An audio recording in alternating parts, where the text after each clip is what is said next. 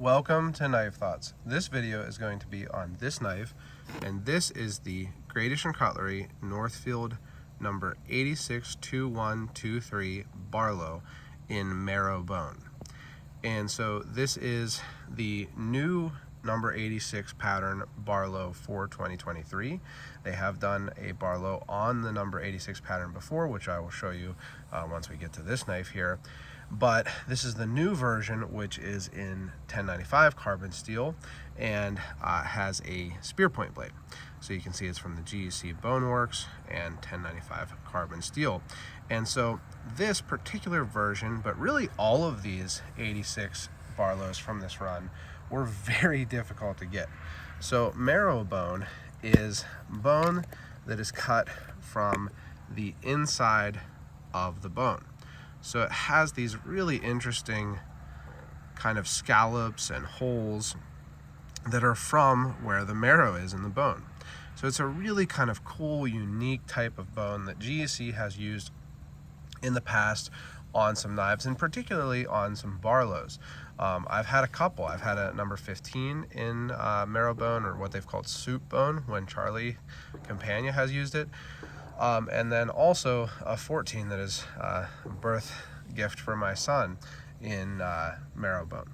So it's a really kind of unique bone that has this really cool look that is, you know, literally unique. Each piece of this bone, each cover, each individual knife is very unique. And there were a wide range of how these knives looked. So you can see mine has, you know, a good bit of character on this side, not as much on this side. And there were some that had even more, I mean, really deep kind of, rather than, you know, small scallops like that, really deep kind of valleys down the center of the cover.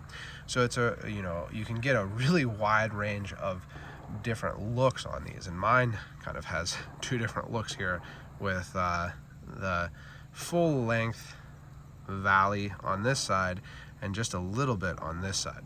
And then you can see this is a Northfield Barlow, which is kind of interesting. The number 77 Barlow, it has always been a Northfield Barlow with the unexcelled stamp, the NF stamp on the bolster. But this is a Northfield. It doesn't have that bolster stamp. It's a plain bolster, but it, you know, has the fancy bolster with the lines and the rat tail, and then the line up here. And I just want to show you real quick, it's pretty similar to the Sean Yaw Barlow that I have.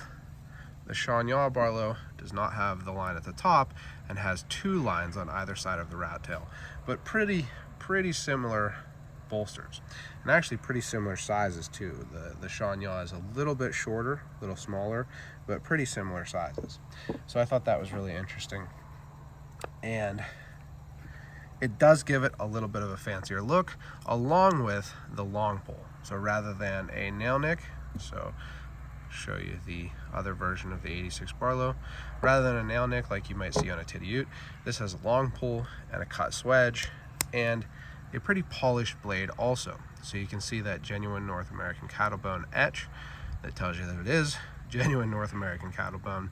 I think it's a pretty cool etch. It is, I would say, pretty reminiscent of vintage etches on Barlows and things like that. You can see the Northfield Unexcelled Titusville PA stamp, and then the pattern number. So it's a G86 pattern, a spear point blade, a single blade made in 2023. That's what that number means. And then it is in GEC carbon steel. Now, this knife is really well made. You can see that it is well centered. It sits pretty well within the frame. I could see, wouldn't mind it sitting a little deeper, but then it might not be pinchable, and it is pinchable, which I always appreciate on a knife that I actually don't really plan to use this knife, but a Barlow, you know, feels like a user knife, or should be at least made to be a user knife to me. So I do appreciate that it's pinchable, but the nail, I'm sorry, not the nail nick, the long pull works great also. And it's a relatively strong pull. I'd say maybe a 6 or 7, not super strong, but not light either. I think pretty much perfect for me. I really like this spear point. It's a classic spear point blade. And like I say, just generally really well made. No gaps on the back spring. great action, and no blade wrap. So all those good things. And like I said, these were really difficult to get. I want to talk about that a little bit. You know, all of these 86 Barlows were really hard to get. They just sold out instantly at dealers, and seemed like dealers didn't get very many of them. So I ended up actually driving to the factory to get this knife, and I really, you know, went back and forth on whether I should. It's not far in the grand scheme of things, you know, compared to everyone mostly else who likes GEC knives. It's about an hour and 15 minutes, maybe more like an hour to get there. So, you know, an hour there, an hour back, you know, maybe stopping to eat, talking to everyone there. It's like a, you know, a half a day type adventure. But my dad lives nearby there, and I really, what made the decision for me was I think that these had dropped pretty much everywhere already. I hadn't been able to get one. I knew that I really wanted one. I knew that it was a really cool knife, a really special knife with this marrow bone, being a Barlow, which I love Barlows. If you love Barlows, make sure you check out the Barlow Bearcat Club in the description. I just always have to give the club a plug when I'm talking about a Barlow, but I knew I was going to really love this knife.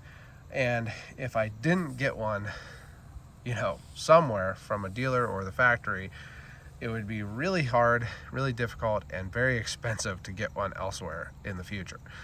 These were selling for astronomical prices on the Facebook groups and on eBay and places like that, right like during the drops. People were really kind of going bananas for these, to be completely honest. And so I decided to go get one, and they literally had one left. So that was really cool. I was really happy with it. They had literally this one left, and I was really happy that I went and did it and got one. The GEC factory sells knives. You know, it's not the least expensive place to get them, but it's worth it to get to talk. I got to talk to Joan May.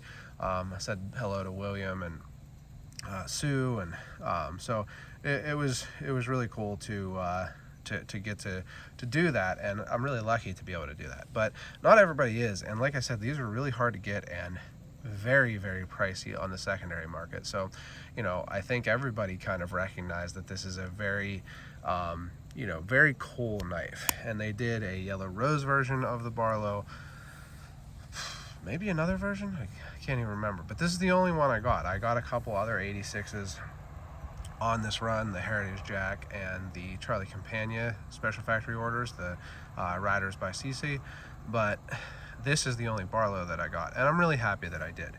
Like I said, I wanted to show you a comparison. So here is the previous Barlow done on the 86 frame. This is the 2AB Barlow. Now, I have carried and used this one a lot. I've kind of sharpened it down a good bit. I've had to retighten the pivot, but this is one of my favorite GEC users because it is so thin and it's stainless. Now, not everybody likes stainless.